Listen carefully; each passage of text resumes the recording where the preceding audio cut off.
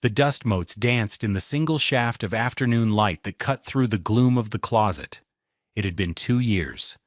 2 years since the house had grown too quiet, since the scent of her lemon verbena lotion had finally faded from the pillows.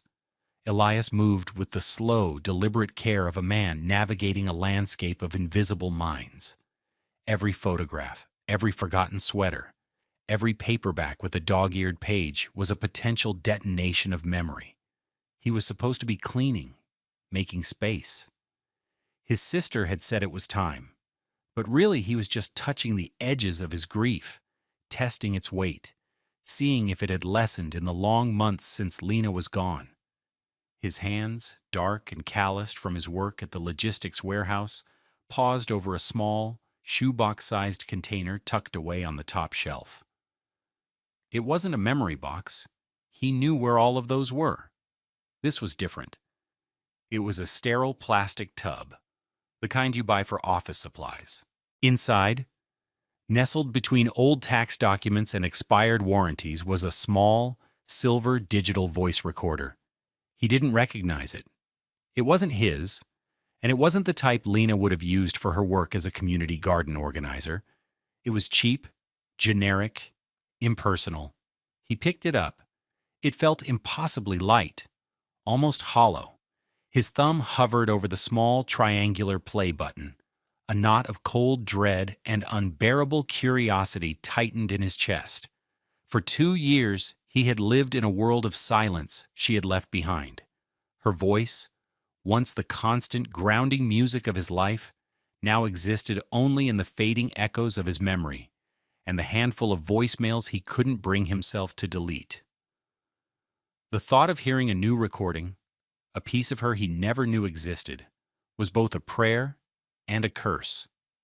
His 6-year-old daughter, Amara, was at a friend's house for the afternoon. The quiet of the apartment was absolute. There was only the hum of the refrigerator and the frantic, desperate thumping of his own heart. He sank down to the floor of the closet, his back against the wall, the scent of cedar and old cotton surrounding him. He closed his eyes. He pressed play. A faint hiss, the sound of a room's empty air, and then her voice. It was unmistakably Lena, but it was a version of her he had tried to forget. It was weak, threaded with the fatigue of her final weeks, the breathy, fragile whisper of a body surrendering to the cancer that had taken her so quickly, so cruelly. Elias. The sound of his own name in her voice, a voice he thought he would never hear speak a new word again, was a physical blow. The air left his lungs in a ragged gasp. His knuckles went white where he gripped the small device. My love, if you're hearing this, it means I'm gone. A pause, a shaky intake of breath. I'm sorry. I'm so sorry I had to leave you and our sweet girl. But it also means enough time has passed. It means you're ready, even if you don't think you are. You're ready to let someone else in. Tears were streaming down his face now, hot and silent. He wanted to turn it off. He wanted to throw the recorder against the far wall and shatter it into 1,000 pieces. This felt like a betrayal, a violation. How could she know? How could she presume to understand the hollowed-out geography of his life without her? He forced himself to listen. Her name is Naima, Lena's voice whispered, the name a strange, foreign sound in the sacred space of their shared life. Naima Adebayo. I need you to find her, Elias. I need you to let her see you. The real you. The recorder clicked off. The silence that rushed back in was heavier, more profound than before. Elias didn't move. He sat on the floor of the closet, the silver device lying in his open palm, his body racked with silent, heaving sobs. His wife, his Lena, had reached across the chasm of death not just to say goodbye, but to give him an instruction, a map, to a future he didn't want, a future with a name he had never heard. And from that moment, huddled in the darkness with the ghost of his wife's voice, everything he thought he knew about his life, his grief, and his future was turned upside down. The days that followed were lived in a fog. Elias went to his job at the sprawling warehouse on the outskirts of Baltimore, his body moving through the familiar rhythms of manifests and shipping schedules, but his mind was miles away, trapped in a closet with a single, impossible name: Naima. He would stand in the cavernous space, the air thick with the smell of cardboard and diesel fumes, and the name would echo in his head. He was a tall, quietly strong black man in his early 30s, his frame solid from years of manual work, but he felt fragile, as if a strong wind could knock him over. His life was a simple, carefully constructed routine built around one singular, luminous purpose: Amara. His daughter was the sun he orbited, a bright, effervescent little girl with deep brown skin that glowed and a constellation of beaded braids that clicked and sang with every joyful bounce. Her natural hair was a testament to his nightly efforts, his large, gentle hands fumbling with elastics and shea butter, a ritual of love that was both a comfort and a constant reminder of the one who should have been there to teach him how to do French braids. He would pack her lunch, walk her to the school bus, and listen to her long, breathless, run-on sentences about butterflies and which crayon color was the saddest. It was gray, she insisted, because it was the color of a sky with no sun. His love for her was the only thing that felt real, the only anchor in the disorienting sea of his loss. Their apartment was small, but full of warmth. Amara's vibrant, chaotic drawings were taped to the refrigerator. A small pot of basil, a survivor from Lena's window garden, sat on the sill, its leaves perfuming the kitchen. He kept the space meticulously clean, the floors swept, the worn but comfortable furniture dusted. It was an act of devotion, a way of maintaining the sanctuary Lena had built for them. He carried his grief not as a burden to be displayed, but as a quiet, internal ache. He never spoke of Lena in the past tense to Amara. It was always, "Mama loved how you sing that song," or "Mama used to plant flowers just like that." He was preserving her presence, keeping her alive in the small, sacred spaces of their daily life. He tried to ignore the recording. He put the small silver device back in its plastic box and shoved it to the very back of the closet. But the name had been planted: Naima. It was a splinter in his mind, a question that demanded an answer. Lena had not been a woman of whims. Every action she took was deliberate, rooted in a deep, quiet wisdom. If she had done this, there was a reason, a powerful one. The recording had offered one clue. She runs the city's biggest outreach program for women. I met her at the clinic. After a week of wrestling with himself, Elias found himself sitting at the public library during his lunch break, the name typed into the search bar of a slow, outdated computer. The results filled the screen: Naima Adebayo. The name was attached to a dozen articles, interviews, and press releases. She was the CEO of the Phoenix Initiative, a massive nonprofit that provided housing, job training, and legal aid to women in crisis. And she was, by all accounts, a force of nature. The pictures showed an impossibly elegant black woman in her late 30s. Her deep brown skin was luminous, even in the grainy newsprint photos. Her natural hair was always styled with intention, pulled back in an elegant updo or a neat, regal bun. She wore tailored suits that spoke of quiet power and immense wealth. She was photographed shaking hands with the mayor, accepting awards on brightly lit stages, her expression always controlled, precise, and commanding. She looked like a queen from a distant, glittering kingdom, a kingdom he had no right to enter. What could this woman, this corporate powerhouse, possibly have to do with him? A man who clocked in and out of a warehouse every day. What had Lena seen? The Phoenix Initiative was hosting its annual fundraising gala that weekend. The cheapest tickets were more than his weekly grocery budget, but the need to understand, to honor Lena's last wish, was a physical pull. He bought a single ticket online, the confirmation email feeling like a passport to another world. He told his sister he had a work event and asked if she could watch Amara. He took his one good suit out of the back of the closet, the suit he had worn to his wedding and then to his wife's funeral. It felt heavy with the weight of both memories. As he stood in front of his small bathroom mirror, adjusting the tie, he saw a tired man with haunted eyes. He felt like an imposter, but he had to go. He had to find Naima. The ballroom was another universe. It was a sea of shimmering gowns, tailored tuxedos, and the polite clinking of champagne flutes. Crystal chandeliers dripped light onto tables laden with food he couldn't name. The air hummed with the low murmur of powerful people making powerful conversation. Elias stood near the entrance, his work-roughened hands shoved deep into his pockets, feeling profoundly and painfully out of place. He was a sturdy oak tree that had somehow been transplanted into a hothouse of delicate, exotic orchids. He just wanted to be invisible. Then he saw her. She was on the stage at the far end of the room, standing at a podium, bathed in a soft spotlight. In person, she was even more striking. She wore a simple, floor-length black gown, her only jewelry a pair of small diamond earrings that caught the light. Her deep brown skin seemed to radiate a warmth that defied the cool, corporate setting. She spoke about the women her organization served, her voice calm, measured, and filled with a fierce, controlled passion.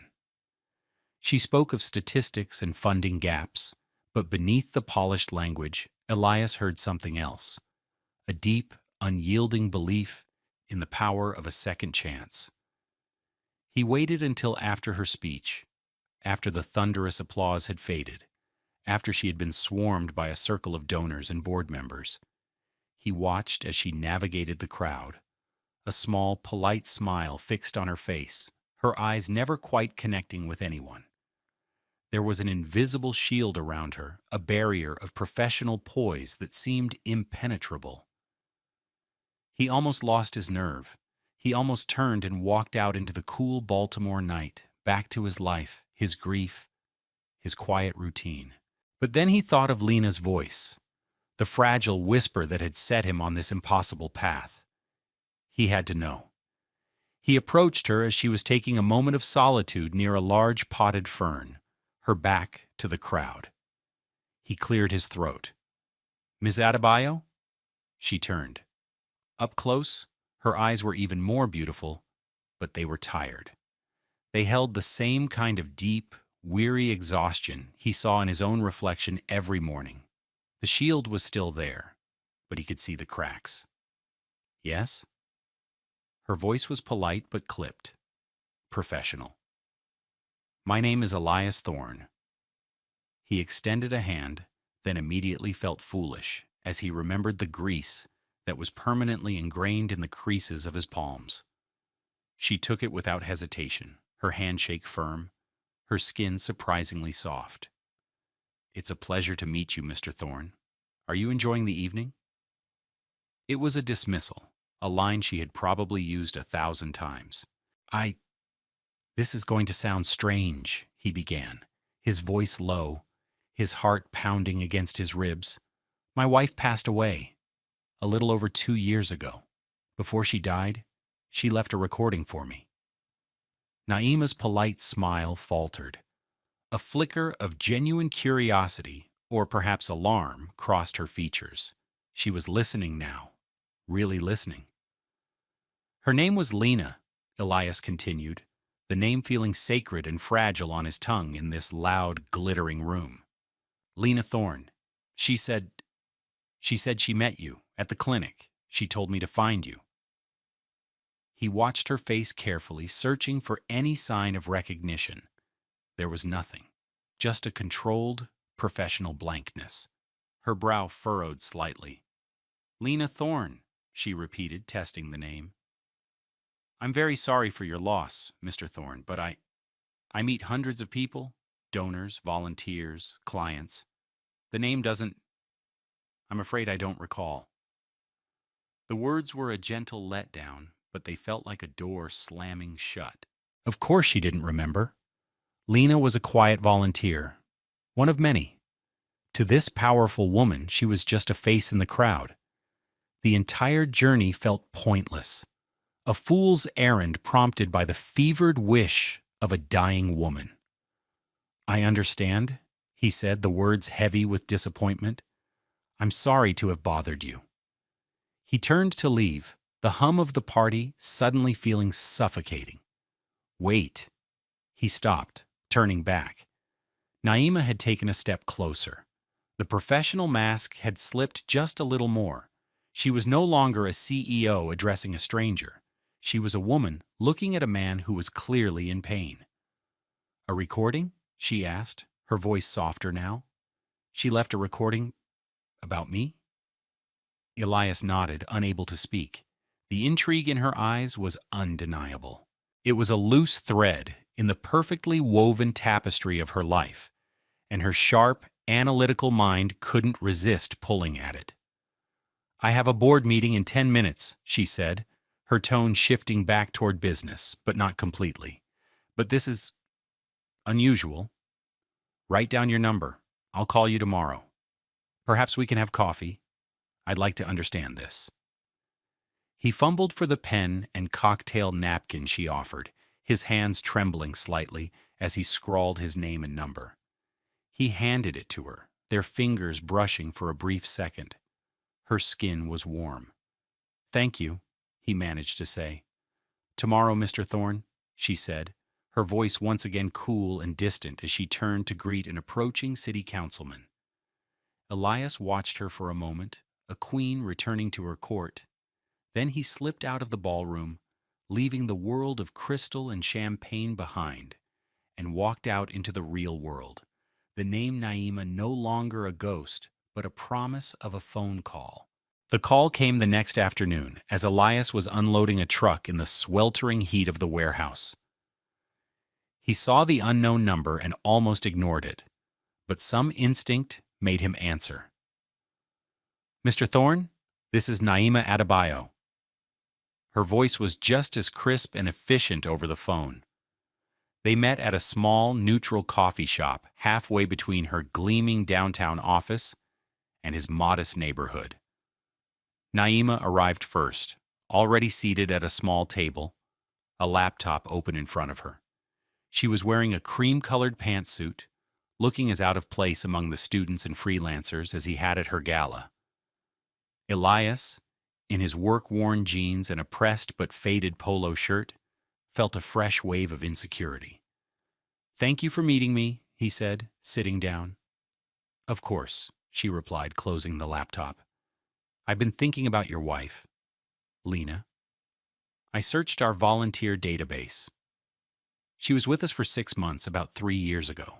Show she was a dedicated volunteer. Quiet, show she was a dedicated volunteer. Quiet, kept to herself. I looked at her photo in the file. I vaguely remember her face, but I don't understand why she would mention me specifically. Elias reached into his jacket pocket and pulled out the small silver recorder.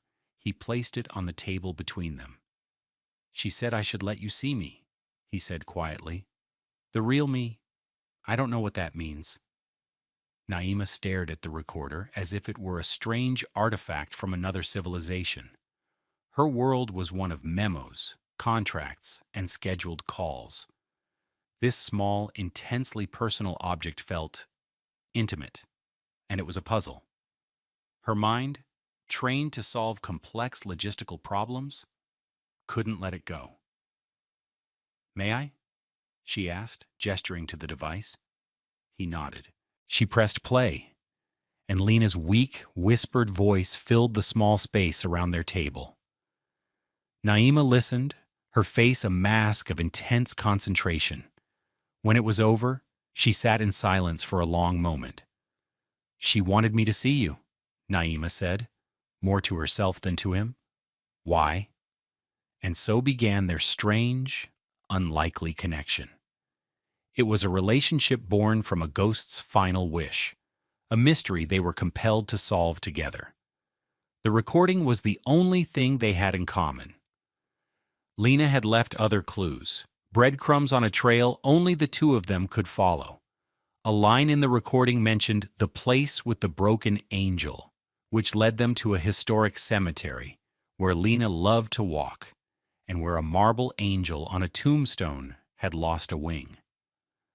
Another mention of the quietest place in the city led them to a small, forgotten Quaker meeting house downtown. With each new location, a piece of the puzzle of Lena's intention clicked into place. She wasn't just introducing them.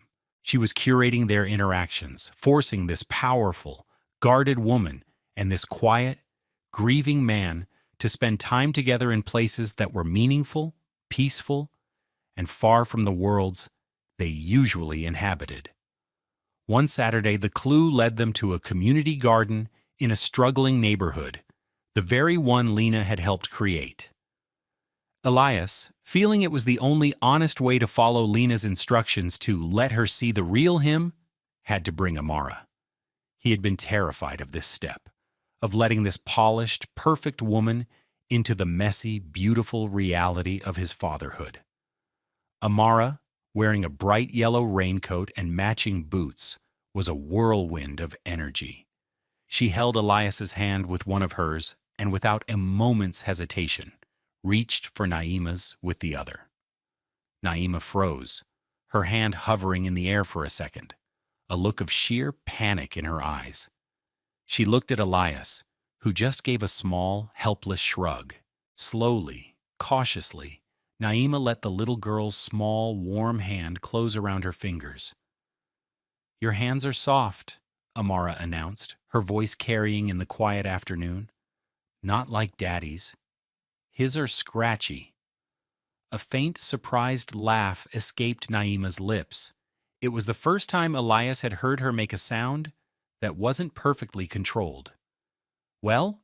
Naima said, a genuine smile finally reaching her eyes. "I don't lift heavy boxes all day." As they walked through the garden, Amara chattered endlessly, a stream of consciousness monologue about worms, the color of the sky, and her favorite dinosaur. She peppered Naima with questions. "Why do you wear fancy shoes? Can you run fast in them? Do you like butterflies? Daddy says Mama is a butterfly now. Are you lonely? You look lonely." That last question hung in the air, a child's brutal, innocent honesty, cutting through years of Naima's carefully constructed armor. Elias tensed, ready to apologize, but Naima just stopped walking. She looked down at the small, upturned face of the little black girl whose beaded braids framed her wide, curious eyes. "Yes," Naima said, her voice barely a whisper. "Sometimes I am." It was a crack in the facade, a moment of pure, unvarnished truth. In that moment, Elias saw what Lena must have seen. Not a CEO, not a powerhouse, but a woman who was profoundly and achingly alone.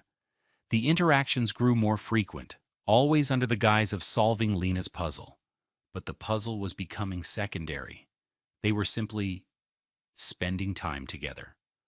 One evening, Naima's sleek, expensive car wouldn't start after a long day of back-to-back meetings. Her assistant had gone home. Her usual driver was unavailable.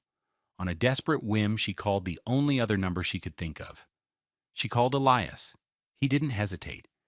He drove his 10-year-old sedan across town, the check engine light glowing stubbornly on the dashboard. He found her standing under a street lamp, looking small and vulnerable, next to her dead machine. He had brought a thermos. "It's just ginger tea," he said, handing her a steaming cup. "Lena, my wife, she always said it solves most problems." She took the cup, her fingers wrapping around its warmth. They stood in silence for a moment, the sounds of the city swirling around them. She was the CEO of a multi-million-dollar organization, a woman who could summon a fleet of cars with a single text message. And she was standing on a street corner, drinking tea from a thermos, brought to her by a warehouse worker in a beat-up car. She started to cry. Not loud, dramatic sobs, but quiet, trailing tears that slipped down her cheeks. "I'm sorry," she whispered, mortified. "I don't know why I'm doing this." "It's okay," he said softly. "You're safe." He drove her home to her penthouse apartment, a glass box in the sky with breathtaking views of the harbor. The place was stunning, immaculate, and as cold and impersonal as a hotel lobby. There were no photos, no clutter, no life. It was the complete opposite of his own small, warm, chaotic home. As he was leaving, she stopped him. "Elias," she said, "thank you. No one's ever just taken care of me like that, without an invoice." The confession was another crack in the armor. He just nodded. "Get some rest, Naima." The bond between them deepened, not with grand gestures, but with small acts of service. She used her legal knowledge to help him navigate a dispute with his landlord. He came over to her sterile apartment and fixed a leaky faucet in her guest bathroom, his toolbox spread out on the pristine marble floor. He tried to teach her how to cook, a disastrous but hilarious affair that resulted in burnt pancakes and flour dusting her elegant natural hair. Amara had declared it the best breakfast she had ever had. Naima found herself rearranging her schedule, canceling unimportant meetings to make it to Amara's ballet recital. She sat in the audience, a woman in a silk blouse among a crowd of proud parents in casual wear, and watched the little girl in the pink tutu, her beautiful coils bouncing with excitement as she spotted Naima in the crowd. Amara's brown skin was glowing under the stage lights, and Naima felt a profound, unfamiliar ache in her chest. It felt like belonging. The emotional centerpiece, the moment the world shifted on its axis, came in the form of a crayon drawing. Naima had come over for dinner, a weekly ritual that had become the anchor of her week. After they ate, Amara, who had been scribbling furiously at the kitchen table, walked over to Naima and solemnly presented her with a piece of paper. It was a classic child's drawing: a blue sky, a green line for grass, a yellow sun in the corner, and in the middle, 3 stick figures holding hands. "This is our family," Amara announced, her small finger pointing to each figure. "See? This is Daddy. He's a tall black man and he has strong arms." She moved her finger. "And this is me. I'm a little black girl, and I have my beads in my hair. You have to draw the lines for the beads so you can hear them." She paused, taking a deep breath before the final reveal. "And this is you." Naima's breath caught. The third figure was taller than Amara's, wearing a lopsided purple dress. The figure had a big smile and a cloud of black crayon hair. "You have brown skin and a pretty dress," Amara explained, as if it were the most obvious thing in the world. She looked up at Naima, her dark eyes wide and full of sincerity. "You're part of our family now. So does that mean you're staying forever?" The question, so simple, so pure, so devastatingly direct, broke something open inside Naima. It was everything she had secretly yearned for, everything she had been taught she didn't deserve unless she earned it. A place, a family, unconditional acceptance, offered in the form of a crayon drawing. Tears welled in her eyes, the same quiet tears as that night on the street corner. She knelt down, pulling the little girl into a fierce hug, burying her face in the scent of kid shampoo and playground dust. "Yes," she whispered into Amara's hair. "Yes, I think it does." Over her shoulder, she met Elias's gaze. His eyes were shining, full of an emotion he hadn't allowed himself to feel in 2 long years. It wasn't just gratitude. It was hope. Later that evening, after Amara was asleep, they sat on the small balcony of his apartment, the city lights twinkling below. The air was soft and warm. It was here, in the quiet intimacy of the night, that they finally shared their wounds. Elias spoke of Lena, of the terrifying speed with which the cancer had moved, of the gaping hole her absence had left in their world. He spoke of the guilt of being the one left behind. And for the first time, Naima spoke of her own past. Not the polished version from her bio, but the truth. She spoke of her childhood in a large, empty house, of parents who saw her as a project, a reflection of their own ambition. Her report cards were framed and displayed. Her artwork was thrown away. Love was a reward for achievement. Affection was transactional. She had never been held just for being sad. She had never been loved just for being.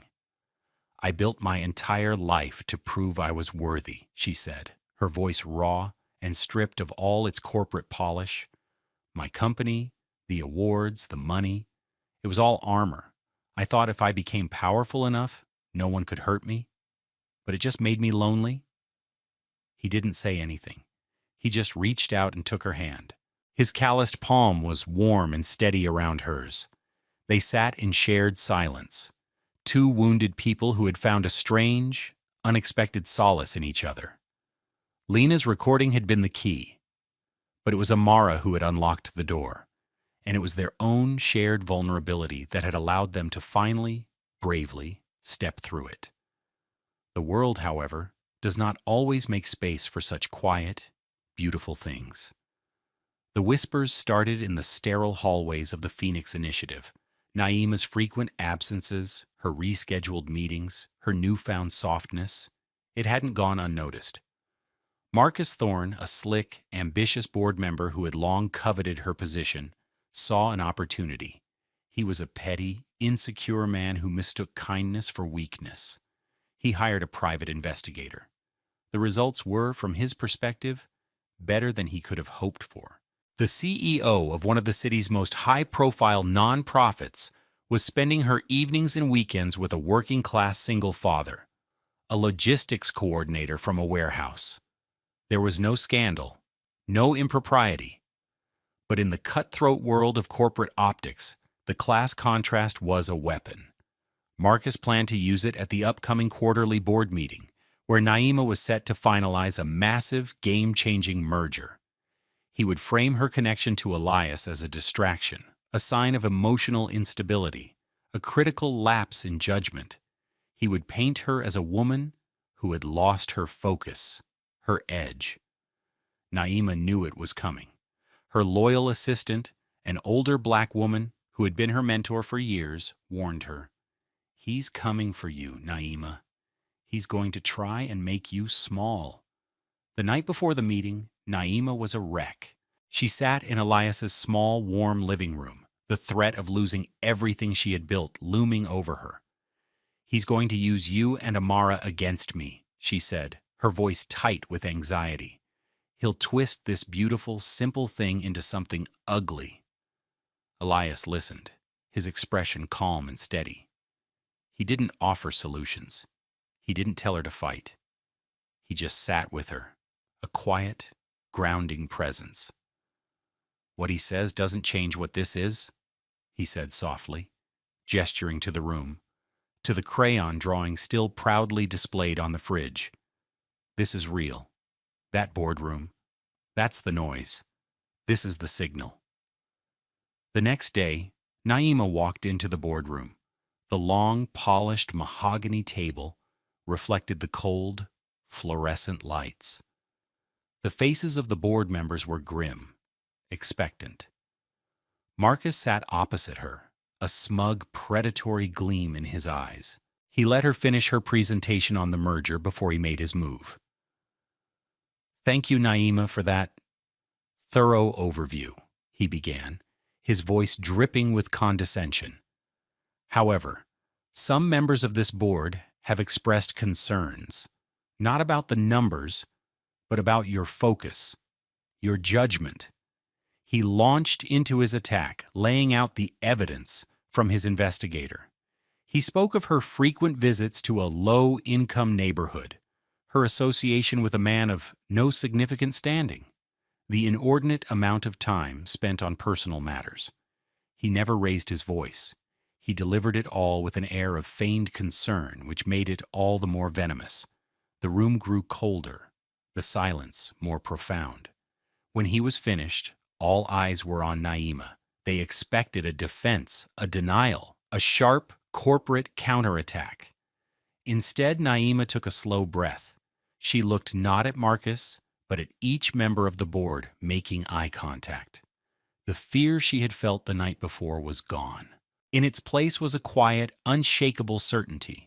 Elias's words echoed in her mind. This is the noise. This is the signal. You're right, Marcus, she said, her voice clear and calm. The admission stunned the room into silence. My focus has shifted. For years, I have measured my life by the metrics on these spreadsheets: quarterly growth, donor retention, profit margins.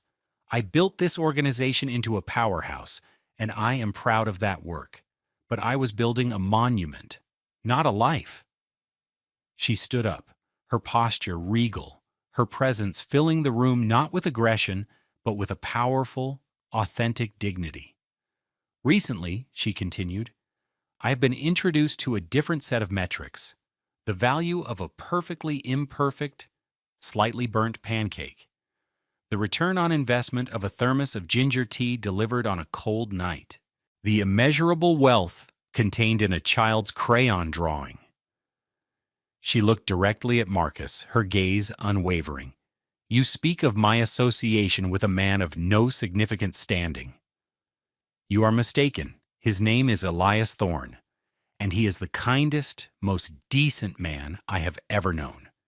He is a father who has built a world of love and warmth for his daughter out of the ashes of a devastating loss. His standing is not measured in stock options, but in integrity. And by that measure, he is a giant. And this room is full of very, very small men. A gasp went around the table. You are worried about my judgment, she said, her voice ringing with finality. Let me put your minds at ease. I have never seen things more clearly. This merger will secure the future of the Phoenix Initiative, and I trust you all to see it through. But my future is no longer in this room. She looked around the table one last time.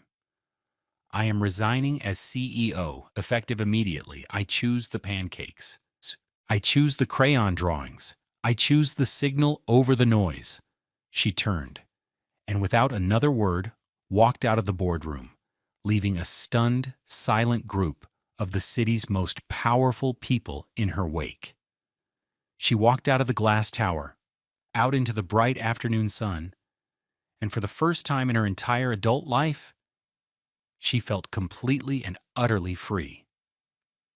She went straight to his apartment. He opened the door before she could even knock, as if he had been waiting. His face was full of concern. I heard, he said simply. She didn't say anything. She just walked into his arms, burying her face in his chest, and let the tension of a lifetime drain out of her. He held her, his strong arms a safe harbor. Amara, sensing the shift in the emotional atmosphere, came out of her room and wrapped her small arms around Naima's legs, patting her back gently. It's okay, the little girl murmured. Daddy gives the best hugs. That evening, they sat on the small porch swing as the sun bled orange and purple across the Baltimore sky. Naima told him about her plan. She was going to use her own money, the fortune she had amassed but never enjoyed, to start a new foundation, a smaller one with its hands in the dirt, literally. A foundation that would build community gardens and offer childcare grants and mentorship programs, run by women like the aunties who had always looked out for her. A foundation named for Lena. Elias listened, a slow, beautiful smile spreading across his face. She would have loved that, he whispered. Lena knew. She saw you. All of it. Months melted into a season of quiet joy. Naima's new foundation flourished. She traded her tailored suits for jeans and comfortable sweaters, her elegant updos for soft, beautiful locks that she wore with a newfound ease. She was radiant. She spent her days with her hands in the soil of a new community garden, laughing with the women and children she now served, Amara always close by. One perfect autumn afternoon, Elias was there, kneeling in the dirt beside her, their hands brushing as they planted tulip bulbs that would sleep through the winter and bloom in the spring. The air was crisp, smelling of earth and falling leaves. Amara came running up to them, her cheeks flushed, her beaded braids bouncing. She was holding a small, delicate bracelet she had woven from late-blooming wildflowers and blades of grass. She held it out to Naima, her expression one of great solemnity. "This is for you," she said. "It's a forever bracelet, so you have to wear it forever and ever." Naima's eyes filled with tears as she let Amara fasten the fragile, beautiful thing around her wrist. She looked at Elias, her heart so full it felt like it might burst. He was looking at her, his dark eyes holding all the love in the world. He reached out, his dirt-smudged thumb gently wiping a tear from her cheek. "She's right," he whispered, his voice thick with emotion. "Forever." He leaned in, and his lips met hers in a kiss that was as soft and as real as the earth beneath their knees. It wasn't a kiss of frantic passion, but of quiet, certain, hard-won love. It was a promise. The narrator's voice comes in, warm and gentle. Love is not something you find in a grand, sweeping moment. It is built. It is built in the quiet spaces, with small acts of kindness. It is built with burnt pancakes and thermoses of tea, with fixed faucets and shared silence. Lena's last gift wasn't a person. It was a path back to life, a path toward a family that wasn't born of blood, but chosen through courage. For in the end, the greatest fortune is not to be powerful, or successful, or rich. It is simply to be seen truly and completely for who you are, and to be loved for it.